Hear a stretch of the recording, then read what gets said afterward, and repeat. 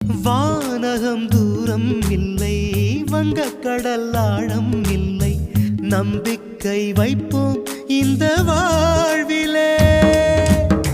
சூரியனை வட்டம் இட்டு தன்னை தானே சுற்றும் பூமி நம்மை சுற்றி வருமே.